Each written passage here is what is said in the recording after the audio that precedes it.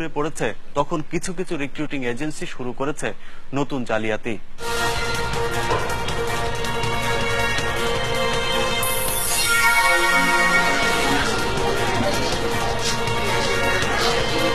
Shantinagar east West visa processing centre.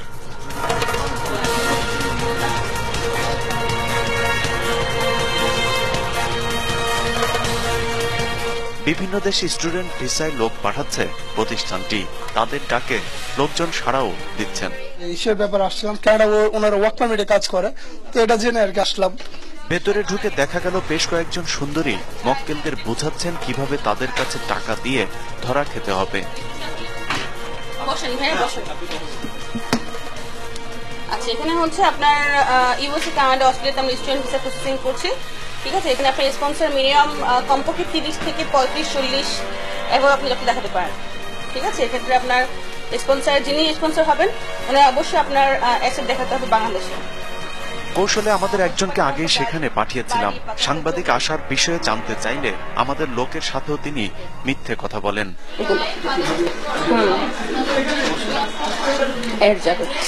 Australia যেতে 15,000, আমেরিকাতে 25,000 আর কানাডাতে যেতে মাত্র 10 থেকে 12,000 টাকা দিলেই নাকি চলবে। বাকি টাকা ভিসা নিয়ে সে দেশে পৌঁছাবার পর। সেটা প্রায় আপনার নোটারি প্লাস ওনার যাবতীয় কাগজপত্র অ্যাটাচমেন্ট সবকিছু মিলিয়ে আমরা হয়তো 10,000 টাকার মতো কষ্ট করে থাকি। বুঝাচ্ছেন সুন্দরী রমণী তার সাথে মাত্র 10,000 টাকায় কানাডা পৌঁছানো যাবে। এমন লোভনীয় অফারে না বলার উপায় কি? আমাদের সার্ভিস চার্জটা খুবই কম ভাইয়া। সার্ভিস চার্জটা আমি এখনই বলছি না। You have to be my client first, then I'll tell the amount. এমন বুজুর্গীদের বুঝে কান দিয়ে কেউ কেউ ঘরের টাকা পরের হাতে তুলেও দিয়েছেন। প্রথমে 10,500 টাকা দিছি, আর তারপর বলছে আমাদের একটা কনফার্ম লেটার আসবে, লেটার আসলে তারপরে 50,000 টাকা জমা দিতে হবে। তারপরে 50,000 টাকা জমা দিছি। ভিসার আগে 10,000 টাকার কথা বলা হলেও আসলে নেওয়া হচ্ছে তারও অনেক বেশি। হ্যাঁ, টোটাল দিচ্ছি আপনার 60,500 টাকা। কত টাকা লাগবে আপনার বিফোর ভিসা? 8 লাখ টাকা লাগবে বিফোর ভিসা। টাকা না হয় একটু বেশি লাগলো, তারপরও শেষ পর্যন্ত যাওয়া যাবে তো স্বপ্নের দেশে। এবং গত পরশু দিন ফ্লাইট করছে আর কি। আমাদের বোঝানোর জন্য চাপাবাজি করলেও আসল ঘটনা হলো কানাডাতে আপাতত ভিসা দেয়াই বন্ধ রয়েছে। কিন্তু এমন প্রশ্নের জবাবে কি উত্তর দেবেন চেয়ারম্যান সাহেব? যখন আবার এই প্রবলেমটা শেষ হয়ে যাবে তখন আবার যেতে পারবে। আপনি তো মাত্র বললেন যে আপনারা এখনো কন্টিনিউ পাঠাচ্ছেন। হ্যাঁ, এই যে গত পরশু দিনও গেছে আমার লোক, ফ্লাইট করছে। তার মানে আগের প্রসেস। হ্যাঁ, আগের প্রসেস। নতুন করে আমরা লোক মানে আমরা কাগজপত্র জমা রাখতেছি যখন এই প্রবলেম সলভ হবে, কারণ এটা তো রুলস চেঞ্জ হয় আর কি। ঠিক আছে না, দেখা গেল 2 মাস 3 মাস পর রুলস চেঞ্জ হয় আর কি। আর কানাডা তো লোক না নিয়ে পারবে না, কানাডা তো লোক সংখ্যা খুবই অভাব। আমি গেছি একাধিকবার কানাডা। ঠিক আছে, আপাতত লোক পাঠাতে পারবে না স্বীকার করলেও রুম থেকে বেরিয়ে তিনি বিভিন্নভাবে বিশ্বাস করাবার চেষ্টা করেন তারা নাকি অনেক লোককে কানাডাতে পাঠিয়েছেন। কানাডা আমাদের কানাডাই বেশি, আমরা কানাডা এক্সপোর্ট তো। শুধুমাত্র গেল 1 মাসেই নাকি তার প্রতিষ্ঠান কানাডাতে লোক পাঠিয়েছে শখানেক। ঠিক আছে, কিন্তু যাদের ভিসা হয়েছে এমন একজনের সাথেও আমাদেরকে কথা বলাতে পারেনি। এদের সাথে কি যোগাযোগের কোনো ওয়ে আছে? এখন কথা বলা যাবে না? এমনিতে ওরা তো ওদের তো বাড়ির ঠিকানা বা কন্ট্যাক্ট নাম্বার, বাংলাদেশে যে কন্ট্যাক্ট নাম্বার ছিল সেগুলোর সাথে যাওয়ার পরে আর ওদের ওরা কোনো যোগাযোগ করে না। যখন দেশে ছিল, দেশে যে ছিল যখন তারা তো দেশ থেকেই গেছে, ওগুলো আমরা করে ফেলি আর কি। মানে কাগজ তো ভরে যায়, বুঝেন না, যাওয়ার পর আর। শান্তিনগরের মতো এ ধরনের অসংখ্য ঠকবাজ প্রতিষ্ঠান রয়েছে যেগুলো বড় বড় অফিস আর চাকচিক্যের আড়ালে মানুষের সাথে প্রতারণা করে যাচ্ছে। আপনি কোন দিকে যাচ্ছেন ভাই? কেন ভাইয়া? শিন ম্যাডাম না? না, হ্যাঁ হ্যাঁ হ্যাঁ। দৌড়ের ঠিক পরের ঘটনা নিয়ে ফিরবো বিরতির পরের অংশে। ততক্ষণ আমাদের সঙ্গে থাকুন।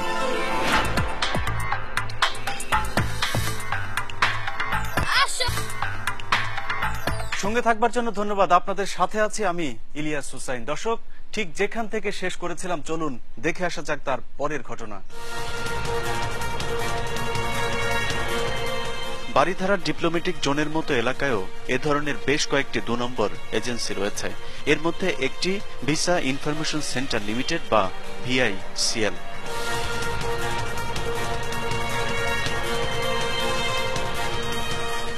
অফিসের ভেতরে যেতেই হুড়োহুড়ি শুরু হয়ে যায় পুরো অফিস জুড়ে। নিজেদের দুর্বলতা থাকায় যে যেভাবে পেরেছে পালিয়ে নিজেদেরকে রক্ষা করবার চেষ্টা করেছে।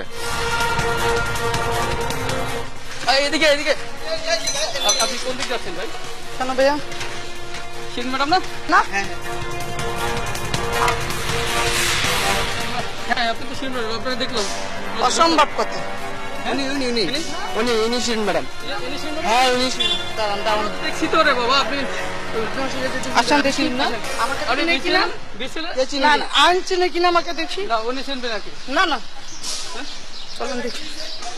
কয়েকজন পালিয়ে গেলেও এমডি ধরা পড়েছেন আমাদের কাছে, কিন্তু তিনি নিজেকে একজন ভুক্তভোগী বলে দাবি করেন। আমি 16 লাখ টাকা পাবো, আমার টাকার এমএস আছে। আপনি বলছিলেন না, আমাকে না, ব্যাংক অ্যাকাউন্ট খোলার জন্য? না প্রশ্ন এখানে আমি 16 লাখ টাকা পাবো এই অফিস ওই অফিস মিলাইয়া। আপনি যত আমার ছেলের টাকা। তাহলে আপনি এখানে চলে যাচ্ছেন কেন? আপনার রুম থেকে বেরিয়ে চলে যাচ্ছেন? না আমি তো রুমে ছিলাম না, আপনার সাথে দুইজন তো বেরিয়ে চলে গেল। আমি ঢুকতে লাগছি, তারা বলে যেহেতু সেটা দিয়ে আসো, তখন আমার ঢোকার দরকার নেই। পরে জানা যায় শিরিন শান্তি নামে এই প্রতারকী প্রতিষ্ঠানটির এমডি, সেই সাথে একটি রাজনৈতিক দলেরও মহিলা নেত্রী। তার নামে রয়েছে খুনের মামলা সহ একাধিক অভিযোগ। আমি আপনাদের ক্যামেরায় কথা বলবো কেন? আপনি বলতে হবে। না কেন? আর প্রতিষ্ঠানের মূল মালিক হারুনুর রশিদ। ফরহাদের মাধ্যমে টাকাটা জমা দিছি, আর যখন টাকাটা রিসিভ করছে তখন এই প্রতিষ্ঠানের বিআইসিএল এর যে মালিক হারুনুর রশিদ উনিও ছিল। শিরিন শান্তি মূলত এলাকা ও প্রশাসনের সব ধরনের ঝামেলা থেকে রাজনৈতিক ছায়া দেন। প্রভাবশালী হবার কারণে যে বাড়ি ভাড়া নিয়ে 2 বছর ধরে প্রতারণা চলছে, সেই বাড়িওয়ালাকেও ভাড়া দেন না তারা। আমাদের ডেটের পর ডেট দেয়, ভাড়া দেয় না মাসে, এবং 3 মাসের ভাড়া অলরেডি বাকি আছে আমাদের। একদিকে বাড়ি ভাড়া মেরে দিয়েছেন, তার সাথে মেরে খেয়েছেন অসংখ্য মানুষের টাকা। আমি 5,29,000 টাকা দিছি টিউশন ফি হিসাবে, কিন্তু পরে জানতে পারি হচ্ছে টোটালটাই ফ্রড। কারণ আমি ওই ভার্সিটিতে ফোন দিছি, তারপরে মেইল পাঠাইছি, ওরা বলছে যে না এরকম কিছু নাই। পরে আমি এখান থেকে যখন সবকিছু ইনফরমেশন নিলাম, পরে দেখলাম সব ফ্রড। আমার মতো আরো অনেকেই এরকম হচ্ছে সাফারার। প্রতারিত হবার পর টাকা ও পাসপোর্ট ফেরত চাইতে আসলে তাদেরকে বিভিন্নভাবে ভয় ভীতি দেখানো হয়।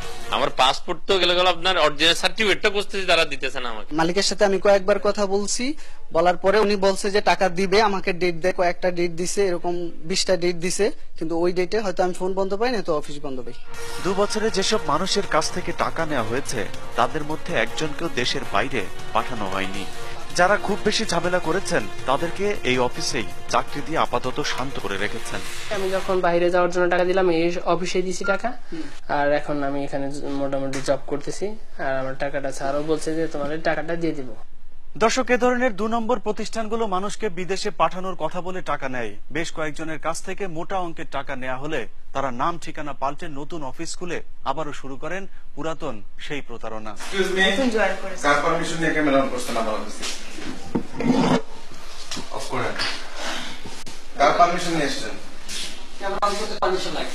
আমার অফিসে আসছেন, অ্যাপয়েন্টমেন্ট আছে? না আপনি যদি অফ করেন, অফ করেন। সমস্যা নাই। ফরহাদ নামে যে ব্যক্তি ক্যামেরা নিয়ে বের হয়ে যাবার নির্দেশ দিচ্ছেন, একসময় শিরিন শান্তির ভিআইসিএল থেকে প্রতারণার প্রশিক্ষণ নিয়েছেন এই ব্যক্তি। এখন নিজে আরেক প্রতারণার ফাঁদের মালিক।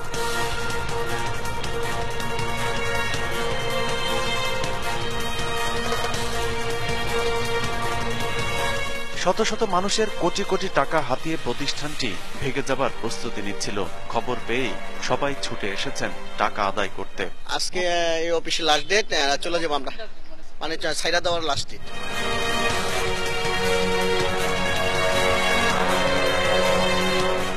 এক্সিকিউটিভ অফিসার থেকে এমডি হলেও ব্যবসা সেই আগের মতোই। মাস 3 পুঁজি ছাড়া ব্যবসায় তিনি এরই মধ্যে 70 জনকে ফাঁদে ফেলেছেন, কিন্তু এখন পর্যন্ত একজনকেও বিদেশে পাঠাতে পারেনি বলে নিজেই স্বীকার করেন। পাঠাচ্ছি বলতে আমার প্রতিষ্ঠানটা নতুন, ঠিক আছে। আমি মোটামুটি প্রায় অ্যাবাভ 60 থেকে 70টার মতো ফাইল আমার হয়েছে। তো কানাডা, অস্ট্রেলিয়া, ইউকে এই ফাইলগুলো আমি প্রসেস করছি। পাওনাদারেরা টাকা নিতে আসলে গেট থেকেই বিদায় করে দেওয়া হয়। অবশ্যই 100% বাটপার।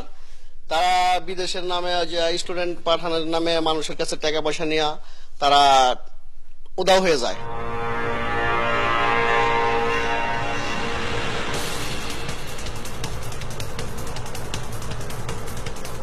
মোহাম্মদপুরে এ ধরনের আরেকটি ভাওতাবাজি প্রতিষ্ঠান এশিয়ান ভিসা প্রসেসিং সেন্টার। কখনো ওনার সাথে দেখা করতে আপনি চাননি? আপনি বললে হবে নাকি চাইনি? অফকোর্স আপনি বললে হবে নাকি চাইনি?